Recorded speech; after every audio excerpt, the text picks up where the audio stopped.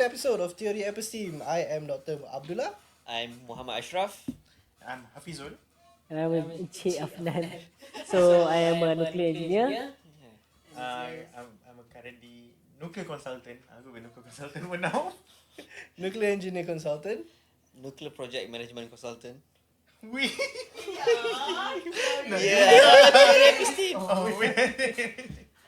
So boys, picking off where we left off in the first episode, we covered some basic nuclear knowledge.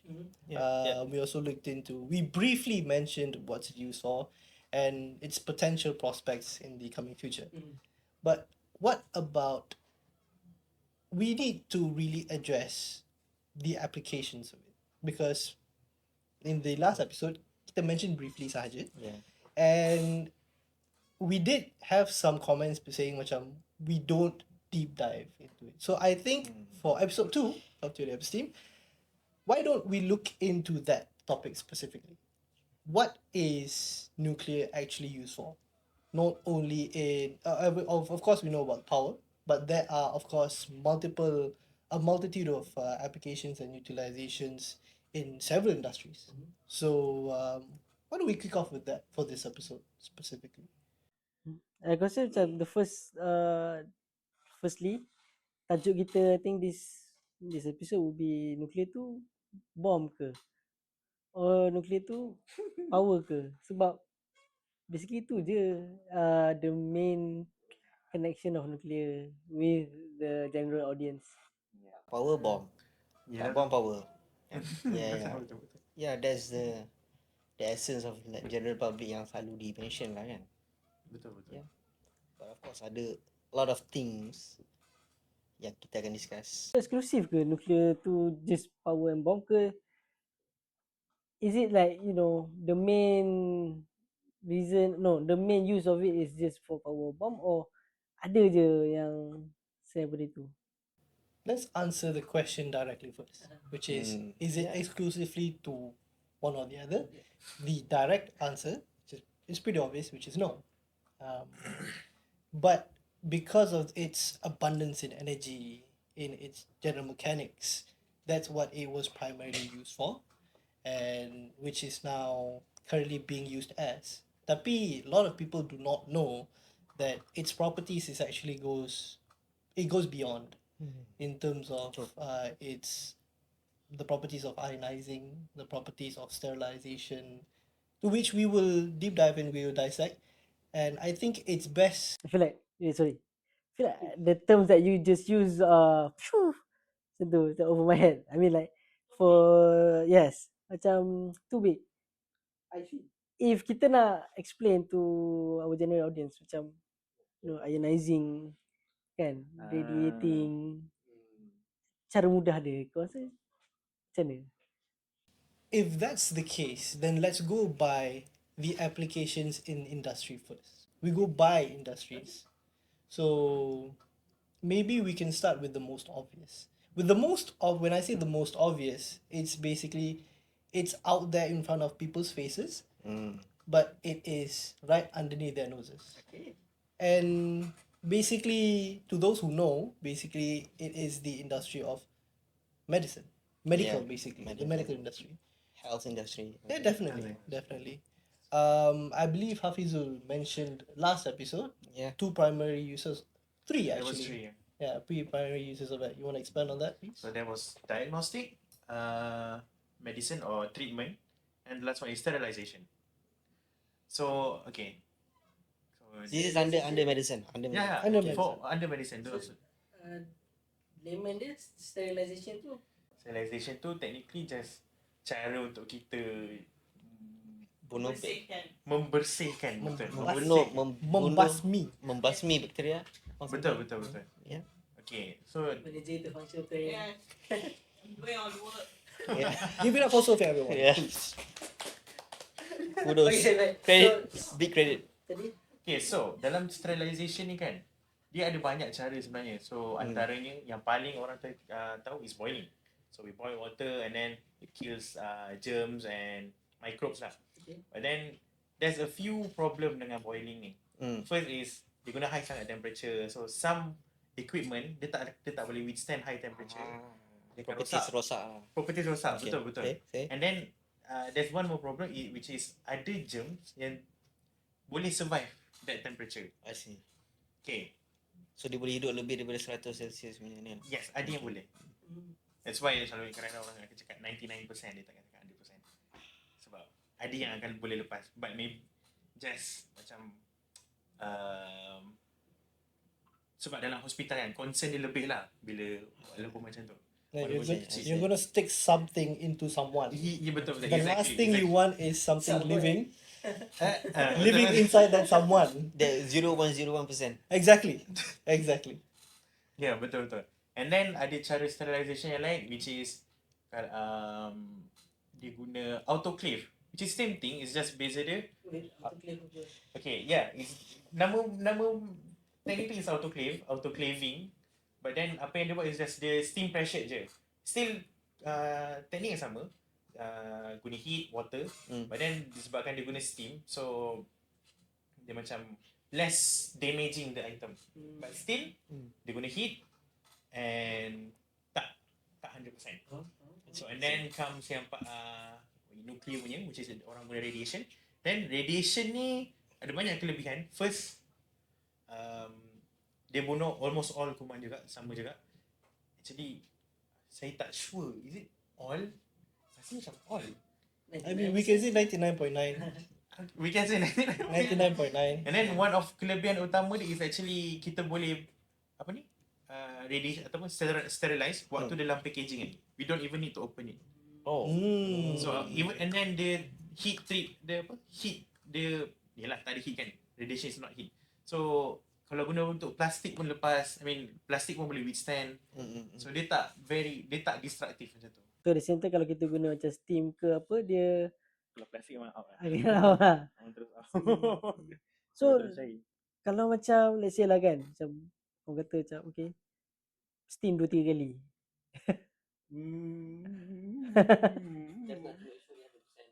So basically dia akan, I feel like it's going to affect the material lah. Of course. It is. Right. So and then I was thinking tadi just now. So macam kita steam tu, kita heat up or whatever those agent of yang cause chemical reaction. So nuclear punya teknik ni cause chemical reaction ke apa dia punya beza dia? Good question. Good question. Anyone to answer? I have my answer, but if anyone else want to answer first? I mean, I will go with the steam first. I will just say steam first because most of the things that is being sterilized yang dibasmi. Can we give like some example like apa yang di sterilize? Scalpel. Okay, scalpel. Things- Let's say scalpel. Things that you stick into someone. Okay, let's In put it especially- scalpel lah. Okay, especially- scalpel. Like a scalpel. Oh. It's the most direct explanation. Okay. A scalpel. I'm talking about scalpel. Yeah. Minds of the gutter, please. Okay, so the easiest example is a scalpel. Okay, scalpel. Okay, That's it. so you wanna cut someone. Mm. Of course, when it's should be stainless steel. Metal is heat resistant, but at the same time, when you expose it to heat now and then, it will slowly degrade, and especially if there is foreign material on it that is not inert. And this is a very important term that we should use. Inert. You're gonna ask me, okay, apa itu inert? Yeah, in Malay. I can see the gears. So inert is basically apabila dia tak reactive. So as we know, sometimes there are some liquids. Take it, the battery in your phone. The battery in your phone is definitely not inert. It's lithium. Lithium, if you cut it open, what happens? It's exposed to air. It fizz into flames.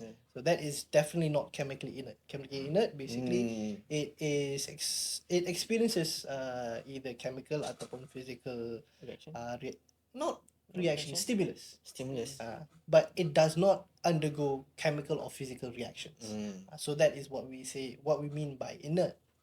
So it's very important for us to address bila kita guna nuclear tu, nuclear techniques, dia tak alter any physical or chemical reactions as compared to steam, because steam, as we know, sometimes bila kita nak buat teh pun, we introduce heat to speed up the process, to make sure the flavor, the aroma, that heat acts as a catalyst. Tapi with nuclear that doesn't happen.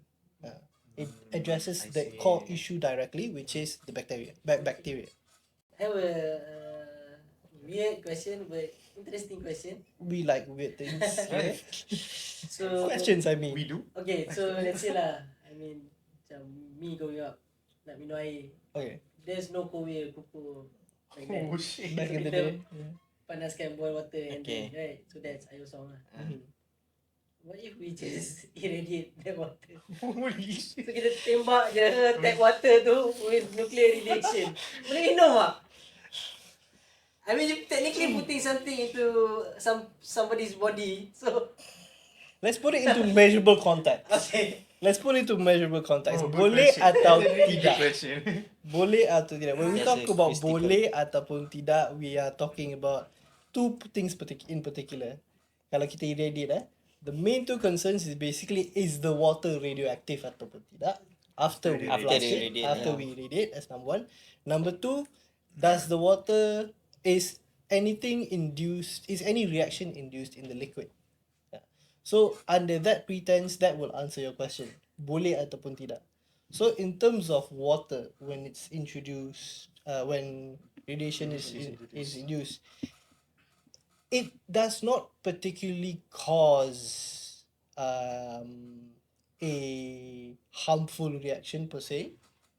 There is the term of it produces radicals lah. Tapi usually we use that in terms of when we talk about radiation exposed to human cells, because it's inside. Tapi this is something that is foreign, that will be introduced orally, yang tak go into the bloodstream. So I believe that must be noted first. So tu bahagian chemical reaction. Bahagian the other side, in which the water is radioactive ataupun tidak. So if the moment you blast, shut off, minum, that is a clear no. That is a clear no. Because in terms of turning something radioactive, dia pasal benda tu is dia stable, and then you make it unstable. Tapi once you make it unstable, it will by nature return to its normal stable form. So can you explain what do you mean by making it stable, making it unstable? Dah macam white ball pula. I just try to make it like, tak Okay, terlalu- faham. Okay. Sorry, So Prof. unstable means like dia macam Please. ada radioactivity lah kan? Yeah. Something like that. Yeah. Kalau tak stabil, maksudnya dia, kalau stable dia just fine. Dia bukan tak ada reacted to the radiation punya process lah. So after a while dia boleh jadi stable balik after dia unstable tadi lah. Yeah. That's what I think lah. So Ada ubat lah. So boleh, maybe boleh, but it comes to the, like, from what I understand, kalau kita tengok apa, pool, reactor pool kan, ada air apa semua, people say like we can swim inside and so on, but of course lah dia tak bagi orang buat ni just to make sure like safety punya concern apa semua, but some people say yes, we can dive into the pool lah. Jangan dia tak buat lah. Yeah. Alarm. Yes. As low as reasonably. Achievable. Reasonably. Reasonably. Sejauh kita masuk just untuk sterilization. Sterilization only. So But another thing, wait. I think macam, because I just remember I pergi Perubatan last month. Dia ada satu mesin tau. Mesin, not mesin, macam yang UV punya colour biru tu, dia letak gunting dia semua dalam tu. Oh. And then to the case tu sterilization In progress. not in progress, like UV sterilization blah blah blah. So it seems like after dibuka tu macam dah bersih lah. So does it really like, what's going on inside? What's going on inside? UV rays lah. Ya, UV rays lah. Dia biru dalam tu. Nampak macam bila nampak dia ambil tu nampak macam bersih lah kot. Kita punya thinking lah kan. Tak tahulah how good, like maybe percentage of it. But does it really that also like the process of the radiation ke dalam tu, UV rays? Anyone? Sinaran. Sinar UV betul? Sinaran is radiation. Actually, yes. Yeah. UV is is also irradiating punya electromagnetic wave juga. Ada juga properties. That's why orang kata apa, jangan, especially sekarang kan, waktu kita punya ozon dah nipis, orang kata jangan berjemur sangat. Apa, increase risk of skin cancer. Cosmic punya. Cosmic ray. Yeah. Betul. UV is technically cosmic ray. Cosmic But radiation. UV is just packet of energy, photons lah. Packet of energy. And then kenapa radiation ni bahaya, yang paling penting sebenarnya pasal dia punya ionizing tu. So technically ionizing is bila satu apa, molekul ke ataupun partikel, bila dia kena, dia akan jadi tak stabil untuk sama ada dia keluarkan dia punya elektron ke. Paling senang is elektron, sebab elektron dekat luar nukleus. Pada siapa yang tahu? Outer shell lah. Yes, it's in outer shell. Yang paling susah adalah neutron dengan proton. So elektron adalah yang paling senang. So if kalau kita kena satu tenaga yang cukup untuk dia keluarkan satu elektron pun, itu kita panggil ionizing radiation. Not ionizing. Okay, kalau daripada radiation dia jadi ionizing radiation lah. Tapi itulah yang kita panggil ionized. Mengayon. Mengayon, betul. So that's the right term, mengayon. Is it? Mengayon bahasa Melayu betul. Menarik. Pengayonan. I don't think that one exists. Mengayon ya. Diperayonkan pun tak ada. Okay. So, jauh. Sterilization, right? Tu baru satu. Yes. In medical sahaja. Medical. And then we cover all this surface punya je. I tak Betul. tahu Betul. And we also have like cancer treatment, PET scans, yang memang widely used kan. X-ray of course. Isotopes apa semua. Gunakan isotop semua dalam rawatan-rawatan. X-ray. Cancer treatment. And if I may, this is where the understanding of properties of radiation per se is very important. Yeah. Because every application, the main three yang tadi kita cakap in the medical field alone, utilizes several different properties of radiation yang menghasilkan results yang kita nak lah. Macam let's say for example diagnostic. It's a simple idea of light, block. You can see my shadow. Yeah. It's simply that. Cuma the light is not visible light. As you can, I hope the camera can pick it up. If I put my hand up, I produce a shadow at the back. This is basically what X-ray is doing in short. Apa? Kat the green screen kejap untuk nak tunjuk nak tipu di belakang. Wah, banyak kerja. Sorry bos.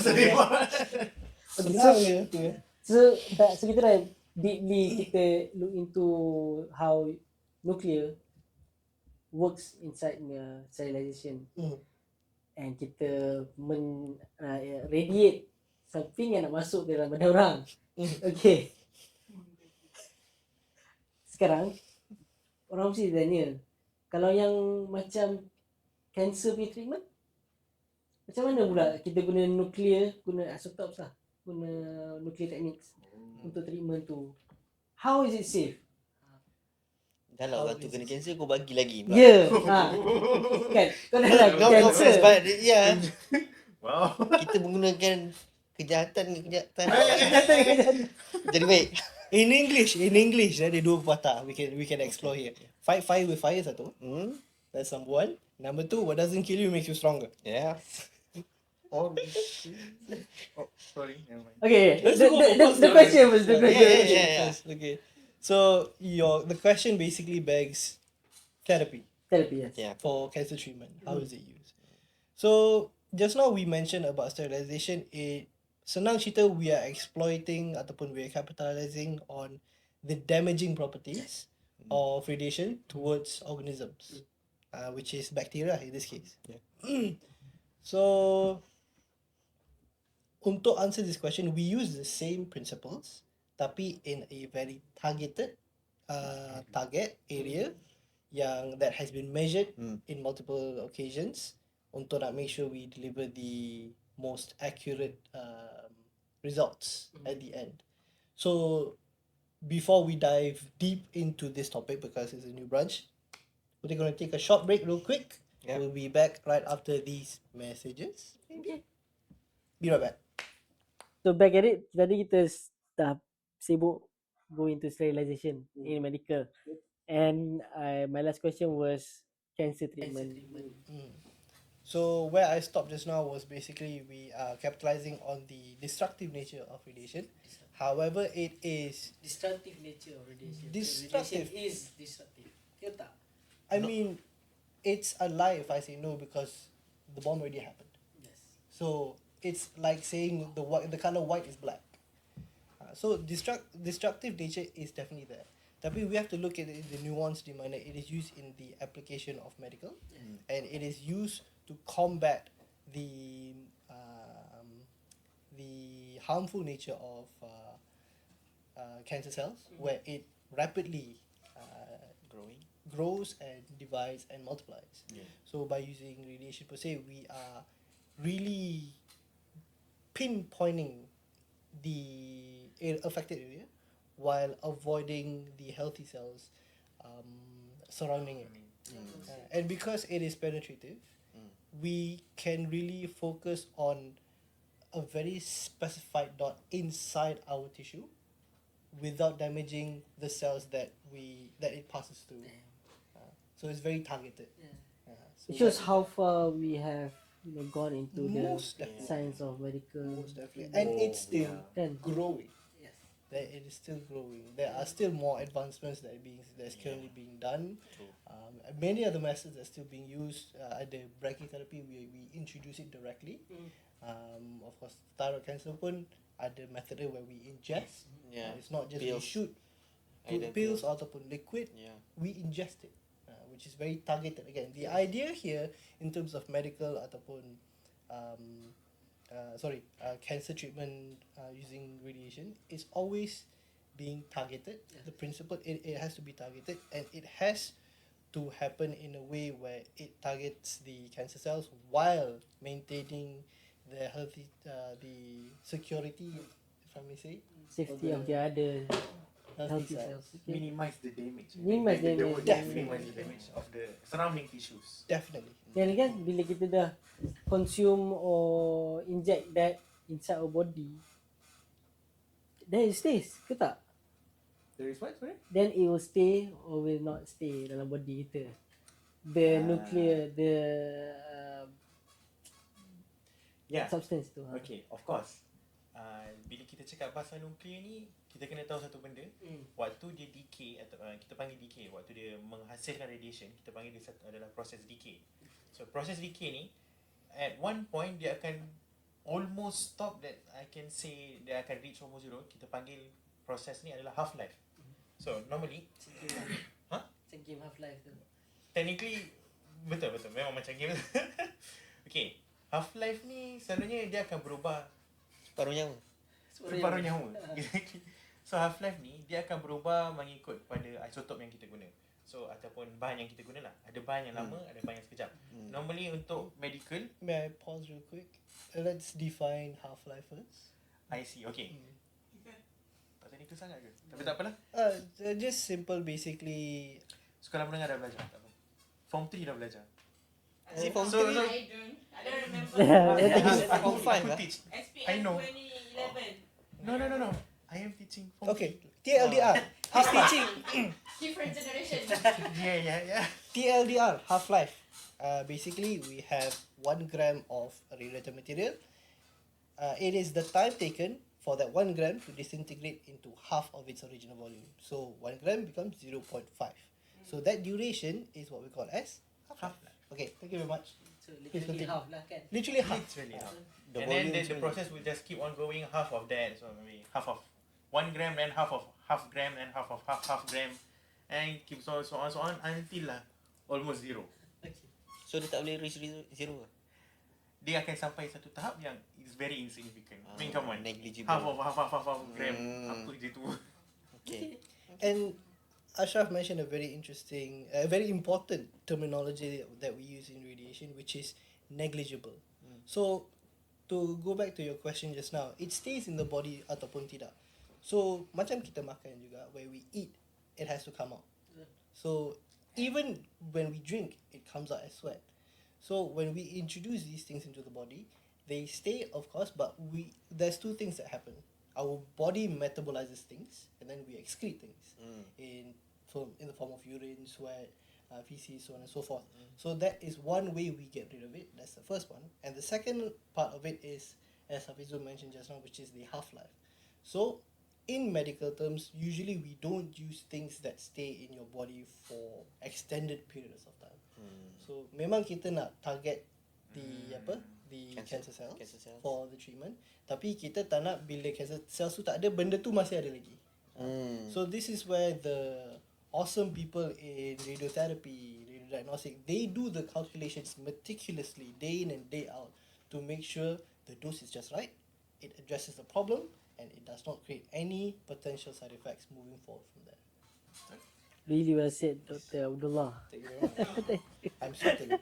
So it's a real serious job lah. I mean like for Definitely. them to Definitely. radiology. Well, you are playing with someone's life, you know, of course. Of course. And then that goes again to macam the substance, the element yang kita guna tu pun banyak je available, and through like all these technologies of getting isotopes semua through research reactors semua kan. Yeah. So that was medical lah. Yeah. So now what else? The first industry. Selain pada industry medical, you know. Yeah, I think yang close to us is pertanian ataupun agriculture. I think Malaysia also Kita cakap a lot pasal of beras hak itu. sawah padi kita banyak dekat Malaysia ni, Kedah, Perak and so on. So significant advancement in terms of nuclear punya teknologi dalam agriculture atau pertanian ni, kebanyakan research atau penyelidikan dijalankan di agensi nuklear Malaysia. So I think quite recent juga yang berkait dengan beras nuklear lah. They call it beras nuklear, and then I also have the experience to consume the beras after dia dah produce, dah mass produce, dah jadi it's normal beras. It's just beras, but behind it there's a lot of Different variant of it. So if not mistaken, it was called the benih, the main seed tu. It was a project under Nuclear Malaysia and MOSTI, Ministry of Science, Technology and Innovation, under the agency Nuclear Malaysia under MOSTI. So they kaji all these thing lah about the beras, like benih beras ataupun I tak tahu the detail, but they hasilkan the beras called IS-21. The scientific name, I guess. So And you had the pleasure of consuming this. Yes. And then not only me, it was like it tastes like beras. So Sorry. You consuming the breast or nasi? nasi lah. I don't know. But I mean, Where he's from, they eat beras directly from sawah. ambil beras My pun- apologies. and that is from where Ampang? Yeah, I mean like it was I received the beras during the Dasar Teknologi Nuklear Negara. Malaysian, So teknologi berkaitan dengan nuklear tu dilancarkan some policy. Betul. So during that time, I think it's not mistaken, NUR, Nuklear untuk Rakyat was launched during that time. It was like 1 or 2 years ago. So they gave a goodie bags with the beras dalam tu. Dia dah vacuum seal everything like petak macam tu lah. So I was like, oh ni beras. Like Beras lah. beras lah. I was like, "Ish." Macam pergi bagi bantuan tu lah. Ya, dapat 1 kilo. Bawa balik. Quick disclaimer, if you guys see his skin is green, it's not because of the beras. It's the green screen behind us. Quick disclaimer. Yeah. Please. So the beras, just sharing stories. Like bawa balik, letak dekat rumah ni. Apa ni? My family lah, apa ni? Ni beras nuklear. Seminggu tak ada orang sentuh. Beras. Wow. Yeah. Even as a nuclear engineer, you face that issue. Yeah, I don't really cook lah. Tapi macam kita ada beras lain lah. Macam kenapa kita nak ambil beras ni? But it's really safe to eat apa semua. But eventually after month tu okay, Adalah. beras dah habis kita pakai lagi. Tapi tak basmati kot. So Sorry. So macam I think kita tengok durian. Right. Durian. Durian. And I think the research was done not in Malaysia, it was in Thailand kan. Yang kita tengok sini aku, and it was also using nuclear techniques if I'm not mistaken. Yes, betul.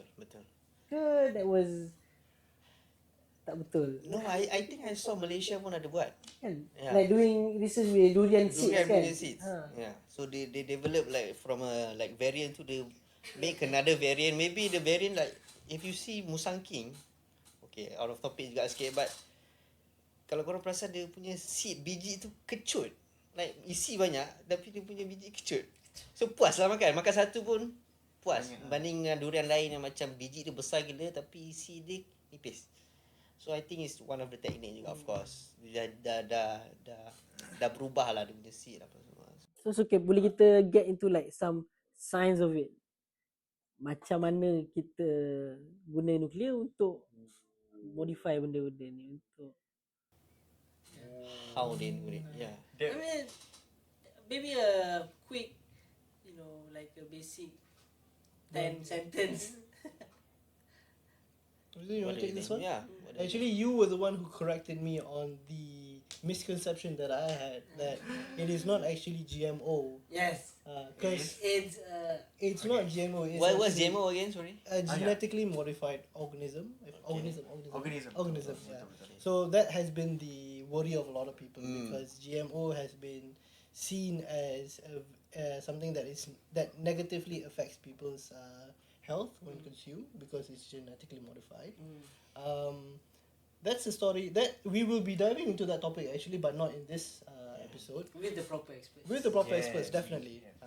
Tapi Hafizu was the one who corrected my misconception that we use nuclear technology to genetically modify. Can you tell them what you told me, Okay. please?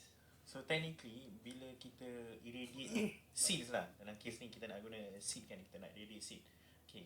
Kita tak guna genetically modified, reason being sebab kita tak ubah dia punya DNA, like I'd say DNA directly. Apa yang kita buat is just kita sinarkan atau radiate. Sinarkan. Yeah. Terms dia dalam bahasa Melayu is sinarkan. Irradiation. But yeah, okay, kita sinarkan and then dia akan something akan berubah dalam beras tu itself. And then tapi bila kita tanam dia akan sendiri mutate. Kita panggil benda ni proses ni radiation mutated. Radiation mutation. Radiation Dia mutation. bukanlah terus lepas sinarkan tu dia terus berubah. After a while lah maksudnya. Dia akan dalam tanah. Fikir pasal benda tu dulu. Lepas tu dia berubah lah. Yalah. Dapat sejarah hidayah. Sekarang keinsafan. Okay, faham. Maksudnya macam I think kena clarify juga kot. Macam mana disinarkan benda tu? Ada experience tak macam mana contohlah biji durian lah. Macam mana disinarkan benda biji durian? Jangan marah. Macam mana disinarkan? Sample lah. Sampling punya radiation lah. Macam dalam research reactor kan ada So dia letak dalam some dalam environmental satu punya dia punya confined space dia tu yang where they irradiate benda tu the biji tu lah. ditembak something ke? Dia so by targeting lah kan. Targeting. So dia di situ lah di mana sinaran itu berlaku. And I think the best analogy that we can give for this one in terms of mutation, dia bukan macam GMO. The best example I can give is macam tulang. Where GMO you swap out a bit of your bone with something with a foreign material. Tapi with regards to mutation, correct me if I'm wrong with this analogy, you break your bone purposely so that it heals. Tapi bila dia heal tu, it's thicker, it's stronger. If I may say, it is a simple and oversimplified analogy. Betul. In a I way. can agree with that. I agree So with that. it's a more natural occurrence that does not introduce foreign aspects into it. It just heals naturally with an added bonus, if I may say. Yeah. Okay. Okay. Jauh kat kita. Jauh juga. Okay, so before we go into the next industry per se, let's have a quick short break real quick. Shout out to our commercials real quick. Haziq. Yeah, thank you so much Haziq. Thank you very much, Haziq. My old colleague back, not colleague, my housemate for like I don't know 3 years 4 years back in Oregon. Bro, we had a lot of adventures together. It was good time, man. We should have one episode of our backstories. You should never see no one and else. and if you guys are out for diving, doing a lot of photography, Haziq, it gives my Haziq's your love, man. all that, Aziz man. Yeah. Okay, so we'll be back after these messages. Okay, boys, we're back. Yeah, we back. And girls? Girls, sorry, girls. It's okay, a woman belong in the kitchen. Oh shit. What she means is let her cook. Let her cook. Let her cook. Let her cook. Let her cook. Good save. So tadi kita dah beras Ismail Sabri, IS. We let him cook. Yeah, we let him cook. Beras. Yeah. Aku sebenarnya I terbaca this morning regarding application. So actually in Southeast Asia region, kita actually we are not pioneer. We are one of the best users or one of the main good examples, special best case study in regards to ADs punya control, where we use we sterilize ataupun kita mandulkan nyamuk-nyamuk jantan, denggi jantan, where when released Is it akan part of mengurangkan pembiakan. Bill Gates punya ni something? I'm think not Bill sure. Gates if malaria that is- kot. Yes, malaria. Malaria, Bill Gates yeah, malaria. This is dengue. And I think yang tu dia guna dekat Pulau Ketam dekat The Kill, if I'm not mistaken. Oh really? So they release the Project dia. nyamuk yang dah So dia sterilkan. Mandul. Dia mandul. potong dia batut. Bukan batut. So dia guna teknik nuklear untuk mutate the male dengues. Then lepaskan and then control lah dia punya numbers tu. Yeah. And it's not the first time that's actually been done. Yes. There was the similar utilization juga digunakan dari segi untuk kat sini tadi kalau kata nyamuk kan, fruit fly pun pernah digunakan juga.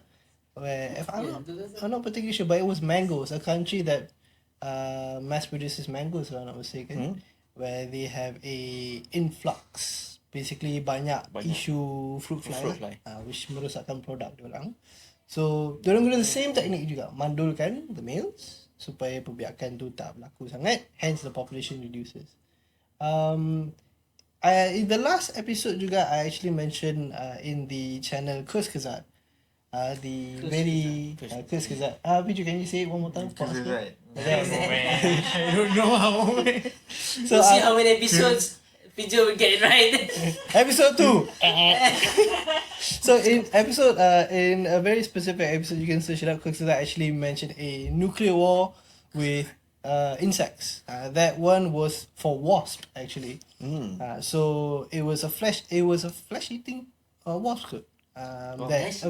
flash eating. Yeah, so Wait, basically Dia makan apa? livestock. Oh, livestock. So what they do is Wow. they lay eggs inside the livestock, which will they basically membiak dalam tu lah. So parasite basically is. So banyak mati lah And livestock. because diorang lay eggs dalam the wound itself, the livestock itself is prone to infection, Yeah. which kills it relatively soon afterwards. Wah. So it is an ongoing problem back in the day. Tapi because they use this, yes, very. Can you imagine that happening to humans? Thankfully, diorang tak ada taste untuk human flesh. Ataupun tak guna. Sounds like potential horror movie. Thankfully, the problem has already been solved because they use the same techniques as well. They sterilize the males, and the population is more or less. It's not solved fully, tapi improvement lah. A lot of improvement in that retrospect. Yeah. I have a question. Please. Is that applicable to human? Ui. In terms of population of human, can we apply that? Wow. Maybe just be mindful cukup. In the future. So what? Male Yes. control? Potong apa Birth potong? control? So basically what you Control say population is dia lah. macam Control non-destructive Yes. birth control untuk In the lelaki. future, the technology. Oh, that's That's interesting. interesting. Manager. Maybe. Smart. Nice. We have a lot of smart people behind So the yeah. behind the screen. I mean, of course, Yeah, firstly of course. kita tengok how safely it is, how feasible it is. Tapi there is actually That's a a good idea. proposal. Yeah. Sophia is Dia like that. boleh definitely. With the knowledge that I have right now lah, I can answer dua possible outcome. Number one, it kills the sperm cells directly. Pasal sperm cells are very sensitive jugalah. Yeah. Kena any form of disturbance. That's number one. Number two, you kill the person. Because you have to understand that The person. our human in our human body, the radiation sensitivity daripada atas ke bawah is different. We are more radio sensitive bahagian waist down as Yeah. compared to waist up. Waist up. Yeah. So waist down tu specifically in those very sensitive areas. Kenapa tu? Kenapa tu? Kenapa atas lagi vulnerable tu? Well, Where the lung is. Technically betul. Sebab Yeah, paling where the banyak lung is. kita punya torso and everything here, almost every organ vital kita is here. Yeah. And kita tak ada skull dekat badan. Especially kat perut. Kita tak ada skull. What protects our head ataupun our brain is our skull. And kita tak ada kat sana. Hence why, and even skull kita ni pun sebenarnya protection juga. Is a line of defense untuk electron. I think electron tak lepas kan? Tulang, if I'm not mistaken. Yes, I'm sure. That's why X-ray. That's how X-ray works. you don't shoot electrons out. You shoot X-rays out. So it's shooting for X-rays, not electrons. Oh. Okay. So betul lah, actually betul. Pasal memang kita guna electrons untuk nak produce the X-rays. So I make a slight correction kat situ. It's a protection for X-rays from the electrons. I see. Okay. Nice. So to potential that very radical idea, that is the possible outcome. Boleh tu memang boleh lah. Tapi might not be as what we expected with current knowledge lah and current technology. Maybe in the future some brilliant but questionable morals punya orang nak try experiment. So maybe, who You're knows? afraid because you're getting married, guys. Oh. Aku lagi. Anyway, so back into our main discussion. Jauh menyimpang. I just want to ask if there are any others yang you guys nak tambah in regards to nuclear application in industries other than power and bomb tu. Tadi kita dah cakap pasal medical and kita dah cakap pasal pertanian, agriculture, food industry. And then ada lagi tak selain daripada tu?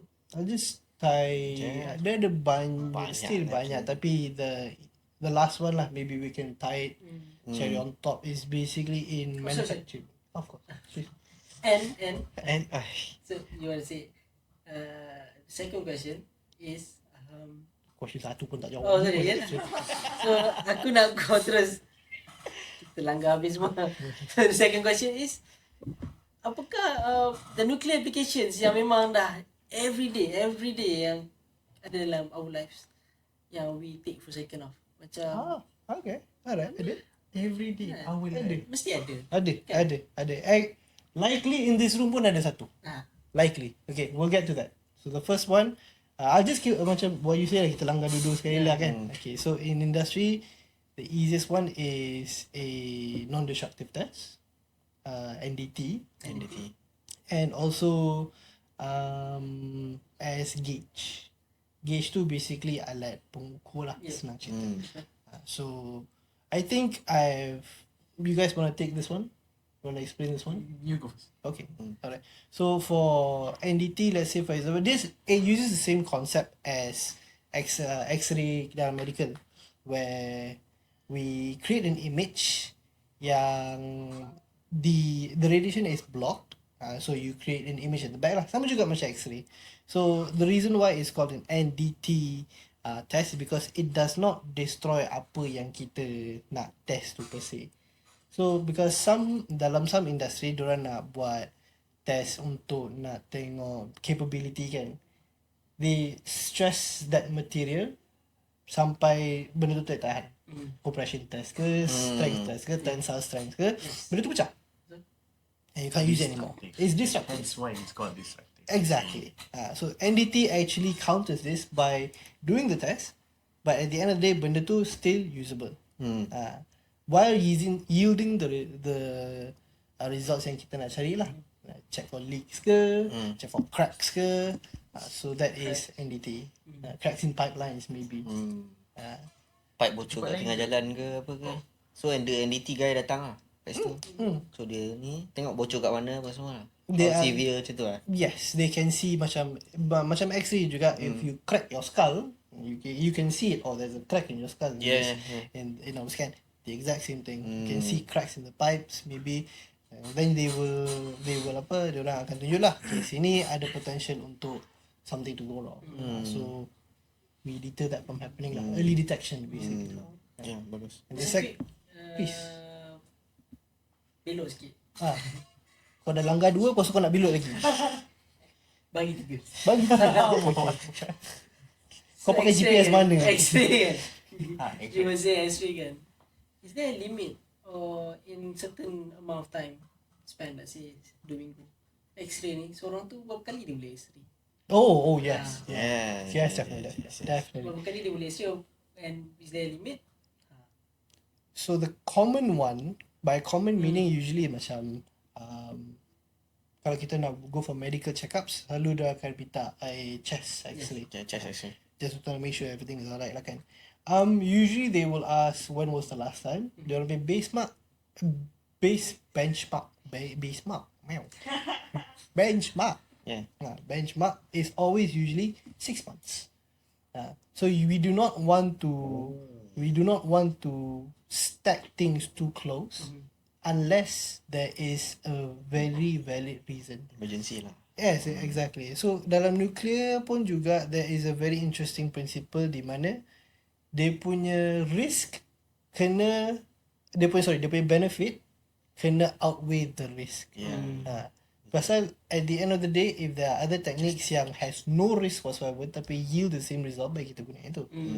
So need to justify kenapa. Correct. Justification of usage. Very correct. Very true. Then again goes back to the same principle lah. Alara. Correct. There's another one, right? Sahara, but nothing. Sahara, but that's- we go. Yeah, tu lagi. Satu. Okay, so Kena let's langgar continue balik. with the masuk balik. Sekali 3 boleh. Masuk balik NDT ke jalan balik. tadi. Aku dah langgar 2, aku dah belok 3. Aku dah lupa lah aku nak patah balik mana ni. Measurement, nuclear gauge. Measurement, yes. Nuclear gauge. Nuclear gauge, betul. Alamak GPS aku ni. So, the gauge. Okay. Basically, the best example is basically okay. Dalam jamban kita. Jamban tu. Okay. Jamban. Okay. Be an adult, Sophia. Cangkung ke duduk? Duduk boleh. Duduk. boleh. Cuma Duduk tanpa kuat. Cuma cangkung ni aku tak pernah buka pasal tinggi sangat. Okay. Okay, so in the toilet usually you have ni yang the old design dia ada pelampung. Where if the water rises at a specific level, they akan stop the water from flowing. It uses the same concept. Yang warna hitam tu. Yang warna hitam pelampung tu yang usually kalau kau tekan benda tu tak Buoy, flush. Pasal buoy dia punya Buoy tu. tahi dah cabut. Benda tu lah that buoy. So basically because dia dah naik, dia akan shut off. When it's at a specific level, dia akan shut off. So it uses the same principle di mana radiation boleh diberhentikan with specific materials kan. So di mana kita letak detector kat sini, benda tu jalan. If there is a blockage, it will create either a green ataupun a red signal lah, relaying to the system there is something. Kalau benda tu tiba-tiba dah dapat detect the radiation from the source, meaning something is empty. So it uses the same concept. For measurement, monitoring. I think yang gauge ni juga yang dalam industri beverages kot. Betul. Yes. Nak measure air kan. Macam botol tu kan kita takkan nak sukat air tu sampai. So that's why they always like minimum amount of something. So dia macam sampai reach tu dia air tu mungkin dia dah fill up separuh sampai penutup. In fact dalam tank besar kan, dalam macam tank silo kan. Orang dulu dia orang akan masuk untuk check. But that cara macam tu is actually dangerous. Ada chance untuk jatuh. Masuk dalam tu. And then Air hygiene pun satu contamination. contamination. So itu cara dulu. But now apa yang diorang buat is just put a detector. So dia akan detect air tu. Sampai mana. Live. Yes. And what's better it's live. Tak perlu orang masuk. So the person stays alive. Hey.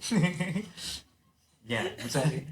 That was lame. So again, nuclear application in daily life. Oh, Yeah. okay. Right. So I Kita mentioned. take for granted. Okay, so just now I mentioned something in this room. I Sorry, think I have one. not for granted. I mean that we we don't know lah. We don't know. basically. Tak realise. I think I saw one. Basically, most buildings memang ada is a smoke detector. Smoke detector basically in every building ada. Yeah. In almost every room ada. Basically, it detects whether there is a smoke in the room ataupun tidak. Yeah. If there is, dia akan sound.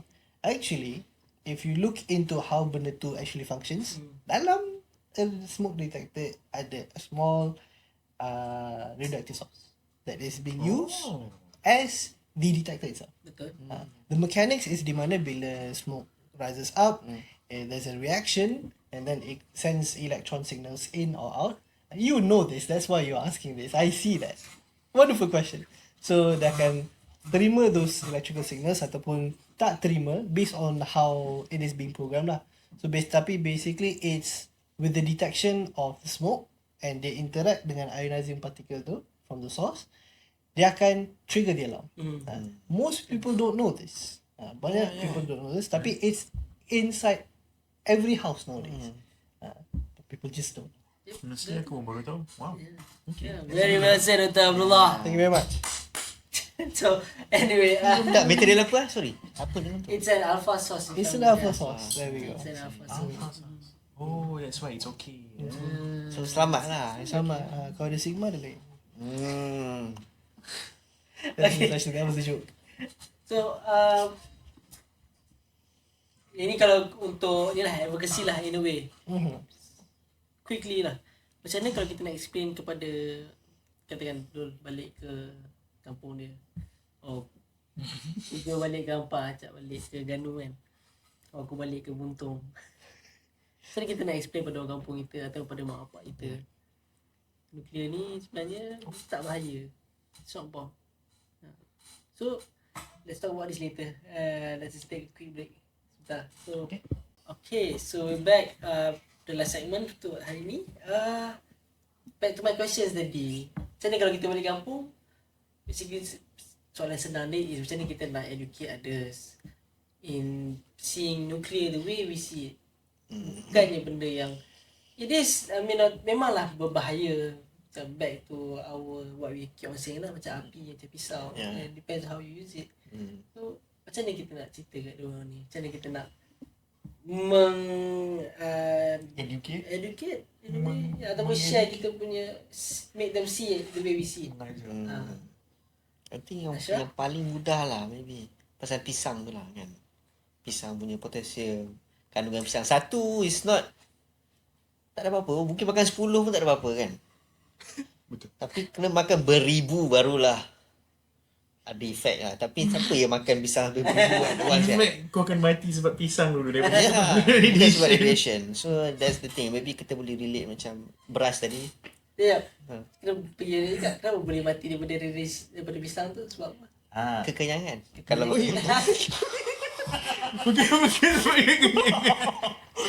Dari segi nuklear. okay. Dari segi nuklear tu je lah, exposed to radiation lah. Dia sebab kenapa kita boleh mati kan bila kita makan banyak sangat pisang. Sebab kandungan garam dia tau. Sebenarnya dalam pisang ni ada potassium, which is ironically radioactive material juga. Ya, betul. Tapi kita akan mati kalau kita makan banyak sangat pisang sebab kita akan jadi salt poisoning. Salt poisoning tu. Kita punya salt akan banyak sangat dalam darah. Dia memang tak boleh lah. So ada banyak reason kenapa. Saya tak sempat nak salt poisoning pun kan. Betul. Terus. Kesenyangan yang amat dan salt poisoning So lah. before radiation yang datang daripada potassium tu boleh damage kita akan mati sebab salt dulu. Betul. Okay. Ya, nanti mungkin kita boleh bincang lagi pasal beras. Saya suka pasal beras ni because I was there. Dengan beras bos. Sebab I was there kan. Macam dapat beras macam menarik lah. Menarik. So maybe lepas ni Maybe boleh kita balik kampung, kita beli beras bagi diorang. Ni beras daripada boleh bagi tahu kenapa beras tu special. Okay. Oh ya, beras tu special sebab dia, from what I understand, that nanti kita akan jemput, InsyaAllah ada rezeki kita akan jemput the pakar behind the project lah. IS the benda tu, the name tu, IS 21 benda-benda tu. Nanti kita akan, InsyaAllah ada rezeki kita jemput orang yang terlibat secara langsung, pakar yang khusus untuk that project. So from what I understand, dia yield dia, kadar dia cepat tuai. Cepat tu. From what I understand is 1.6 times faster. Cepat 1.6 times faster untuk menuai. If I can recall properly lah. So bagus lah, maksudnya cepat lah tanam and then cepat dapat hasil. So Efficient lah. efficient. That's cool. So maybe one day kita balik kampung bawa beras, cakap ni memang selamat dimakan, ada halal apa semua, tapi hasil dia daripada penyelidikan dalam negara. Maybe bagi makan dulu baru bagi tahu. Betul. Makan dulu, tahu tak? Betul juga. And then nak tambah, I think Datuk Raja mention tu, Raja Datuk. Ingat tak? So Rongen, X-ray. Yeah. How do you pronounce his name? Rongen. Rongen. Rongen. So what? X-ray was discovered in 1880. 1897. So before the 1900 lah kan? Yeah. So the story is after he found X-ray. Typing. I think typing, if I'm not mistaken, typing yang the first few yang dapat that technology. X-ray. Yeah, showing that kita ni sebenarnya nuclear country lah. Ali. I would I would not agree if people say that we are newcomer in nuclear lah. Yeah, We are actually not newcomer. So kita sebenarnya kena faham lah. I mean not kita kena faham, I mean like kita kena that's why it's important yang kita tahu pasal benda ni. Yeah. From my point of view, to answer your question, the first question just now, before kita langgar 2, pilot 3 and so on and so forth, is something that I learned from a very interesting talk we had in UKM. We invited a MIT professor, actually Michael Schwartz. He gave Michael Schwartz. Schwartz, not Schwartz. So he gave a very interesting lecture. I won't tell you everything like lecture panjang sikit. Tapi what I learned, and I'm still learning, even with what I know, taklah banyak sangat pun right now pun. Tapi I'm still learning continuously. I learn from him yang in terms of untuk kita nak communicate effectively, like lagi benda yang tak banyak orang tahu and orang rasa macam ada risk tau. Nuclear ni. So we need to speak in units yang orang faham. So what does that mean? Senang cerita macam Ashraf tadi katalah, pisang. Pisang contains potassium 40, which is radioactive juga. Fact. It's a fact. Tapi you and then we go back to PJ punya explanation where you can eat one banana, you can eat thousands of bananas, you will not have any harmful effects from the radiation. In fact, you will have harmful effects from the ingestion of too much bananas, the overfilling of it lah basically. The effects of radiation tu will come far later actually, and itu adalah cara yang kita nak kena communicate more effectively supaya it is a medium yang orang boleh relate. Even right now nowadays, that even for me personally, when I want to communicate with non-nuclear people ataupun people who are generally interested, I sometimes get a bit too technical. One of our producers actually just mentioned just now that sometimes I get too it's a good comment, so please, it's okay. We have light feedback here. Tak marah. Tapi and that's something yang memang kita we have been in the field for so long, we tend to get too technical into it. People dissociate. So in terms of engage the public, we need to speak on a common level, on a common ground, a common unit yang measurable, and people can understand. Betul. That's one of the stakeholder engagement lah. Yes. I remember I had my own when I was interning dekat IEA, my old office mate, he was Israelite. So Oh, really? orang Israel, yeah. Gaduh. He was 70-ish years old. Wow. So he was a consultant lah, senior consultant kat IAE. So I mean talking about Israel whatever, jarang lah, tak pernah lah kita. I mean we had small discussion about that lah. Tapi he was like, yeah, it's a stupid thing old people were doing back then. So itu dia punya pengalaman lah. But what he taught me in regards of apa yang kita cakap tadi lah kan, macam mana kita nak educate or not educate, nak how we can share our knowledge ni is not to, you know, he mentioned to me like back when he was younger, he was like, oh, all these wartawan datang tanya what is nuclear, is it dangerous? He was like, his mindset or his team back then mindset dia orang is these are stupid people, don't ignore them, you know. Tak payah They explain won't lah. they won't They understand, they won't, you know, grasp the weight of this knowledge kan. Basically. So that he said that was wrong lah. What we can do or what we must do dia kata is we need to engage more dengan these people. So because nuclear itself is one thing that's really, you know, beneficial to everyone. So if we can get it straightened out, you know, maybe in inshallah 50, 60 years we could see 100% nuclear power generation. You know, ideally maybe. Yeah, maybe. And last comment from someone in the field juga, and I think everyone here, everyone in this table right now can agree, there's a bit of exclusivity that is currently that surrounds the nuclear community. Yeah. Yeah. It's not something yang kita memang nak buat per se, yang memang kita sengaja, bukan. Tapi it's because of we as nuclear people who are in the industry, we are treading lightly because the words that we say must be chosen very correctly, because dia bukan kita takut nak bagi facts, tapi kita takut kita bagi salah facts ataupun facts that could be interpreted secara tak betul. People can spin the facts. So by me saying we are treading very lightly, it's because kita nak give the facts as transparent, as unbiased, and as factual as it possibly can, supaya people get the message as it is. Yeah. Tak terpusing, Betul. tak terbelit. I agree. Sebab kita risau we over dumb down. Yes. So when we over dumb down, itulah give space to misconception. Yes. Misunderstanding. True. Yeah. So I think better if we do it relaxed and by being honest. And it has to be a balance. Betul? It always has to go back to the idea of it must be balance of facts and people punya understanding, but at the same time tak terlalu exclusive. Same We goes need to any kind of exactly. knowledge. Exactly. Yeah, everything. Exactly. Yes. Not just nuclear itself. Yep. Specifically.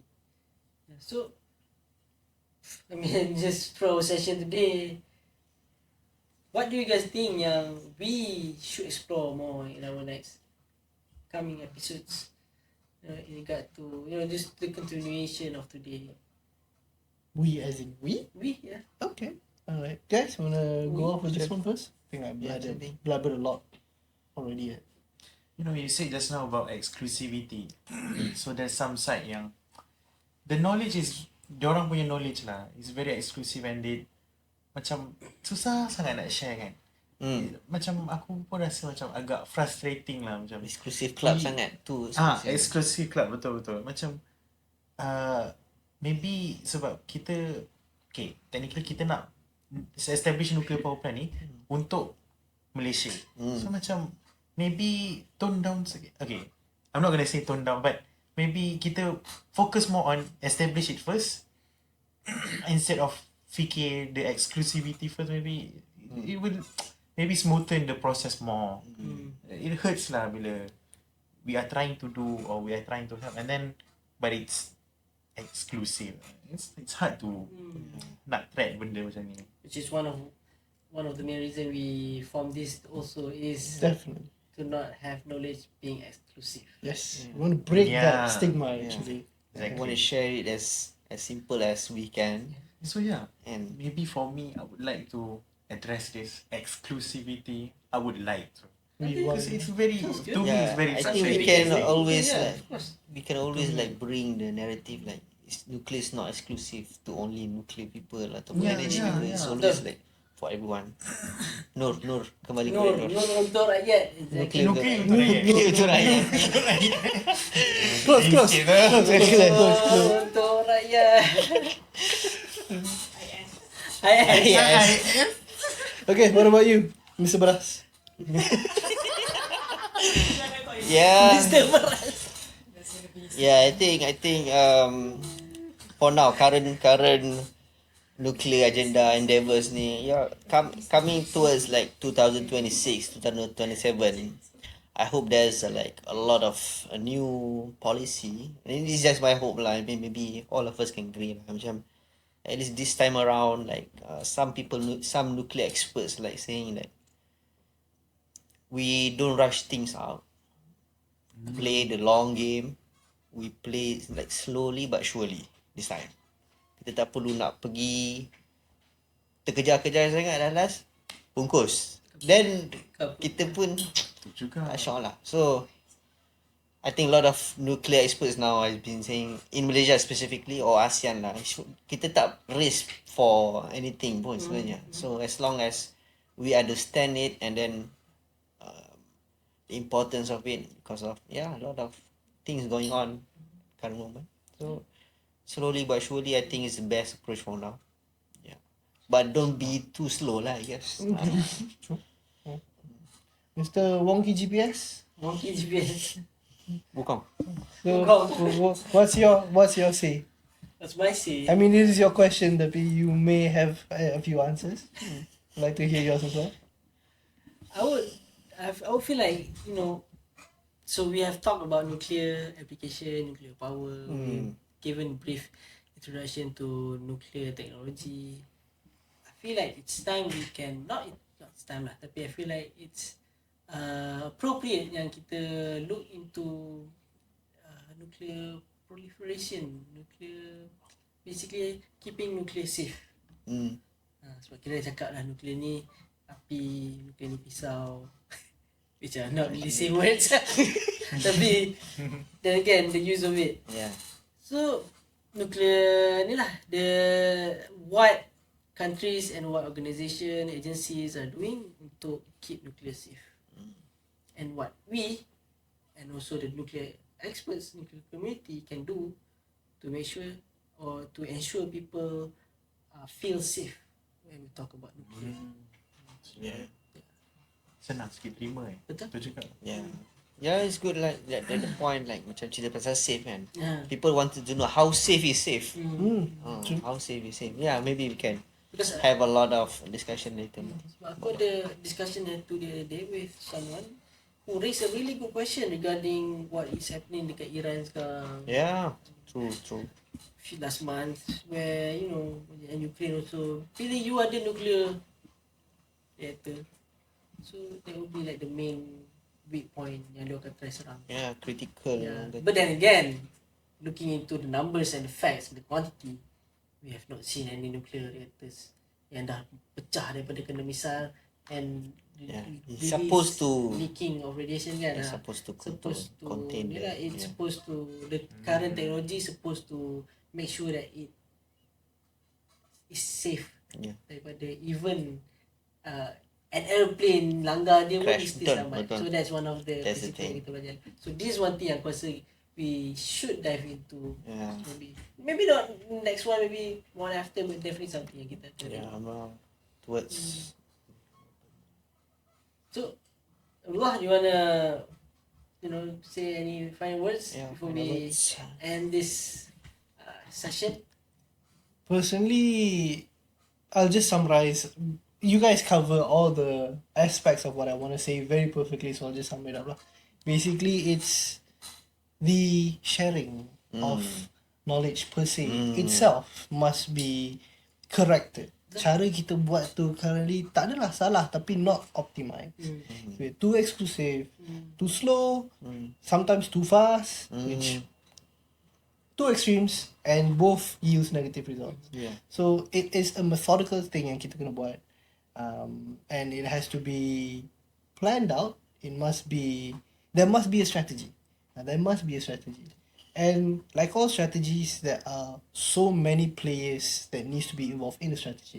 Betul. We can do what we can, tapi at the end of the day, we need what we intend to do. Kita tak adalah nak educate fully. What we plan to do, TE, as we mentioned before, we want to inspire curiosity. So Yeah. it goes back to you guys, the ones that are watching right now. So what we want to do is basically we want you to be involved in the discussion as well. So use our platform to ask your questions, so that if we cannot, even because our information is limited, but we know the people who can answer Yeah, them. And true. if you guys make a lot of noise about it and you guys really want to know and you guys show that you guys are excited, we will definitely love to bring those people in to share macam, they are screaming for you, you know. So please address the people punya demands. And it's only in this manner kita boleh actually fit this vacuum of gap in knowledge. That's what I feel lah. Pijo, Acap, Final So, words maybe. final words on the topic tadi, nuclear application, Yeah. other than nuclear power and bomb. Yeah, I think there's a lot of various industry, like application. So we don't worry about the science behind it. It's already like proven technologies every different industry. So there's a lot of work has been done in the research apa semua. It should be fine. I mean in terms of when people ask about nuclear, maybe we can trapkan into our minds like some things are really safe because this is already research and so on. So yeah, some people need to know about I this. think everything that I want to say dah Okay. korang dah cakap tadi. So So yeah, thank you everyone for watching our Thank you. episode. Yeah. Keep watching us if you like our content and if you want to, Please. as mentioned by Dole, if you want to, if there's any topics that you want us to look Cover. into, Yeah. just let us know. Thank you. Until then, Just give us a comment and let's- like and subscribe. Let's talk more about nuclear. Let's talk about. Yeah. let's have a dialogue basically. You guys and us. Yeah. So until then, we'll see you guys in the next episode. Stay curious everyone. Thank you very much. Assalamualaikum. See you guys in the next episode. Assalamualaikum. Assalamualaikum. Waalaikumsalam. Alhamdulillah.